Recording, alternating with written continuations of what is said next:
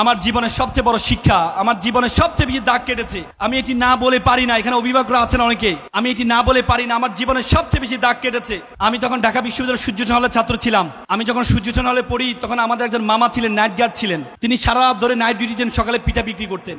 তো আমি বললাম যে মামা, আপনি সকালে পিঠা বিক্রি করছেন, আপনি ঘুমান কেন? সারা রাত ধরে নাইট ডিউটি দেন, সকালে পিঠা বিক্রি করেন। যে মামা, আমার জন্য দোয়া করবে, আমার ছেলেটা এসএসসিতে প্লাস পেয়েছে, এসএসসিতে প্লাস পায়, আমার ছেলেকে আমি ঢাকা মেডিকেলে ভর্তি করাবো।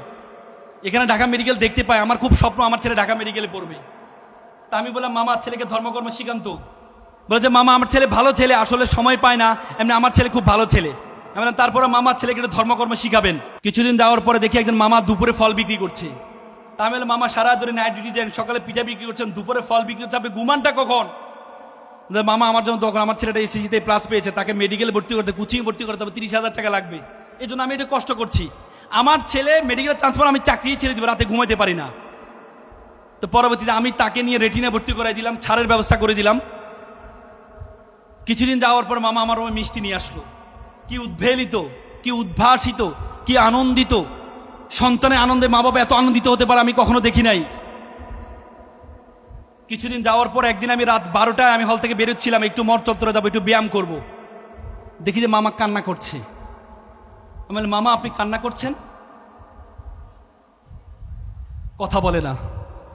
আমি বললাম, মামা আপনি কান্না করছেন? বলছে, মামা আমাকে ক্ষমা করবেন। আমি বললাম, মামা কি হয়েছে? কারণ জানেন মামা, আমার ছেলেটা ইয়াবা আসক্ত। আমার ছেলেটা ইয়াবা আসক্ত। গতকাল বাসায় এসে শোকেজের গ্লাস ভেঙেছে, আলমিরা গ্লাস ভেঙেছে টাকার জন্য। বিশ্বাস করেন মামা, আমি আমার ছেলেকে আমি ডাক্তারি পড়িয়েছি, আমি মনে করেছিলাম আমি যখন অসুস্থ হব আমার ছেলে আমাকে সুস্থ করবে, কিন্তু আমি আজকে সুস্থ মানুষকে আমার ছেলে অসুস্থ বানিয়ে দিচ্ছে। এমন অসভ্য ছেলে আমি চাইনি, এমন বর্বর ছেলে আমি চাইনি।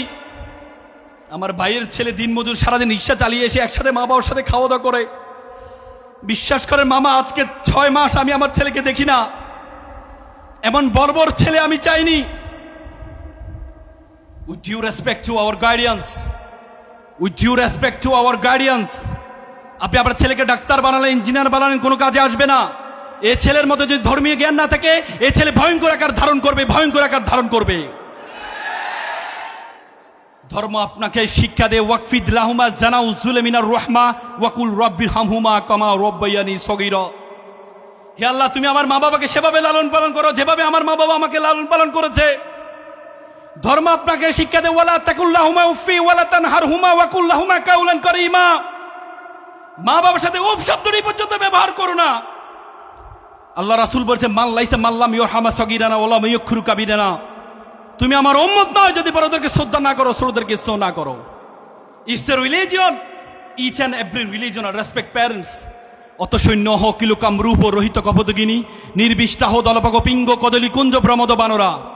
প্রত্যেকটি ধর্ম মা বাবাকে শ্রদ্ধার কথা বলেছেন, ছোটদেরকে স্নেহর কথা বলেছেন। সুতরাং আপনি আপনার সন্তানকে যা কিছু শিক্ষা দিবেন, আপনি আপনার সন্তানকে ধর্ম শিক্ষা দিতে ভুলে যাবেন না। আপনারা এখানে যারা নতুন বাংলাদেশ হয়েছে, আমাদের দেশ, পৃথিবীতে এত সুন্দর দেশ আপনি কোথাও পাবেন না। পৃথিবীতে এত সুন্দর, আই হ্যাভ ভিজিটেড 26, এটা অল ওভার দ্য ওয়ার্ল্ড। আমি পৃথিবীর 26টা দেশে গিয়েছি। একদিন থেকে যে 2 দিন থেকে যে আমার দেশের জন্য অন্যরকম ভালোবাসা তৈরি হয়েছে। কিছুদিন আগে আমি রাশিয়া গিয়েছিলাম, নামাজ পড়ার জন্য অজু করব, পানিতে হাত দিয়েছি, আমার আঙ্গুল ফেটে রক্ত বের হয়েছে, -25 ছিল ঠান্ডা। পৃথিবীতে এত সুন্দর দেশ তুমি কোথাও পাবা না। জন অফ কেনেডি বলছে, you don't ask what country can do for you, you can ask you can do for you country. তুমি জিজ্ঞেস করো তোমার দেশ তোমাকে কি দিয়েছে, বরং তুমি জিজ্ঞেস করো তোমার দেশের জন্য তুমি কি করেছো। তো সুতরাং আমরা ভালো করে পড়াশোনা করব, পিতামাতাকে শ্রদ্ধা করব, নিজের দেশকে সুন্দরভাবে গঠন করব। পারবো তো ইনশাল্লাহ?